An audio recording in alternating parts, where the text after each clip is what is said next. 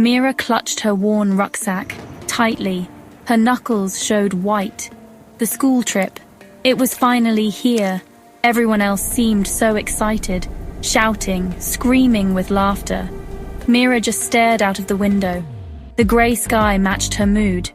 She wished she'd stayed at home. She always wished she'd stayed at home. The bus hummed, a low, deep sound.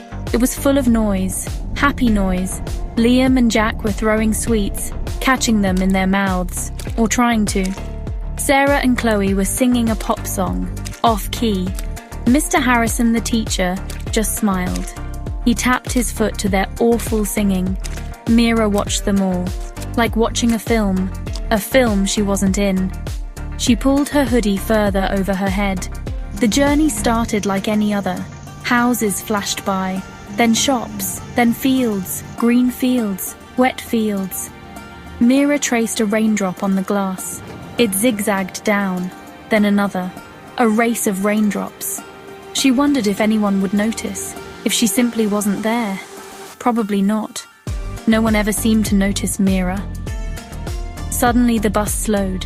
It turned, onto a narrow lane, a bumpy lane. This wasn't the way to the museum, Mira knew it.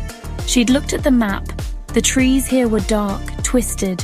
They leaned over the road, like skeletal fingers, reaching.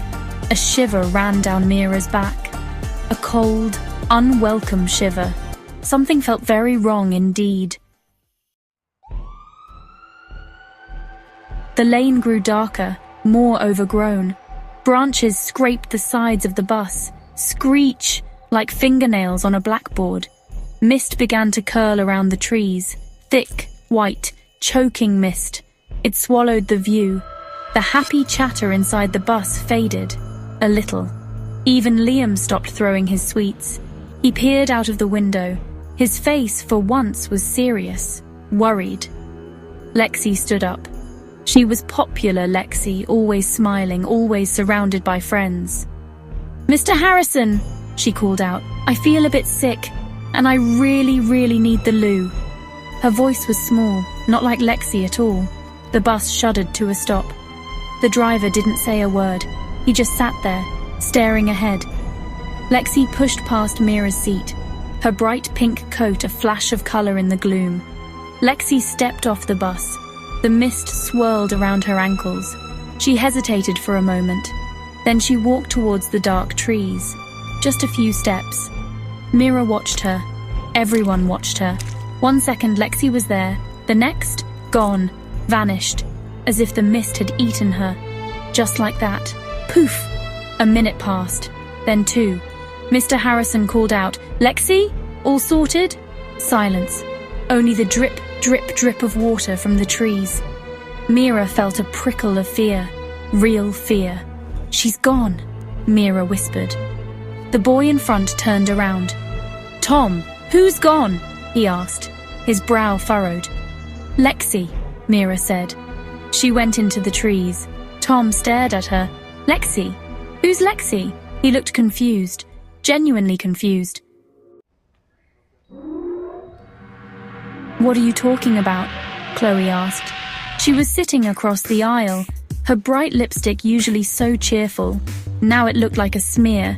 "Lexi, she was just here in the pink coat." Mira's voice trembled. Chloe shook her head. "There's no one called Lexi in our class.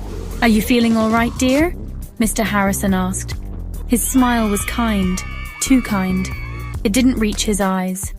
Mira looked around. Blank faces stared back. No one remembered Lexi. No one at all. The bus started again.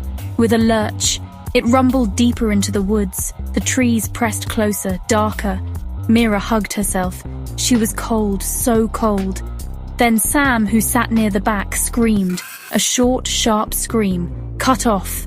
Everyone turned. Sam's seat was empty. His game console lay on the floor, screen still lit. "Where's Sam?" Mira cried out. "Sam who?" Liam asked. He was frowning, but he wasn't scared.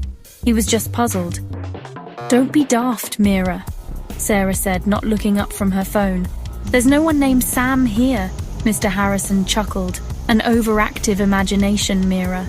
But Mira knew. Sam was gone, just like Lexi, wiped away. Her heart hammered against her ribs, a trapped bird, desperate to escape. But there was no escape from this bus. More students vanished, one by one. A quiet sigh from the back, an empty seat, a dropped book, a forgotten scarf. Each time Mira pointed, shouted, pleaded. Each time the others just stared. They didn't remember. They acted as if the missing students never existed. Their laughter returned, louder now, more forced. Mira was the only one who saw the gaps, the empty spaces, the growing dread. The bus windows were black now. Night had fallen, or perhaps something else, a darkness that swallowed the light.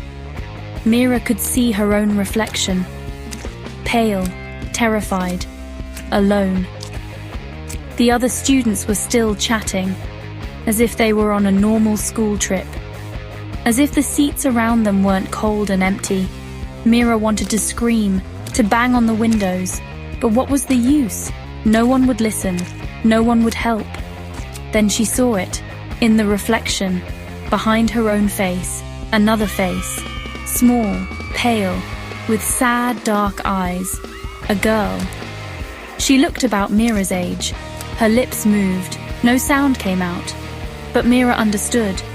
The ghostly girl smiled, a terrible, knowing smile. Mira squeezed her eyes shut. This couldn't be real. It had to be a nightmare, a horrible dream.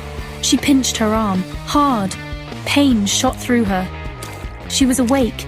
This was happening. A cold hand touched her shoulder, icy cold. Mira didn't need to open her eyes. She knew. It was her turn. The dread was a heavy cloak, suffocating her. There was no escape, no way out. A faint whisper brushed her ear. Join us. Then nothing. The coldness spread through her whole body. Mira felt herself fading, becoming lighter, like mist, like a forgotten memory. The bus finally rumbled to a halt. It arrived at the museum. Bright lights shone. Mr. Harrison stood up. All right, everyone, off we go. The remaining students chatted excitedly. They filed off the bus, happy, oblivious. Mr. Harrison did a quick head count. He murmured, frowning slightly. That's odd. I thought there was one more. He glanced at an empty seat near the window. Then he shrugged. Oh well, must have miscounted. The bus door hissed shut, ready for its next journey.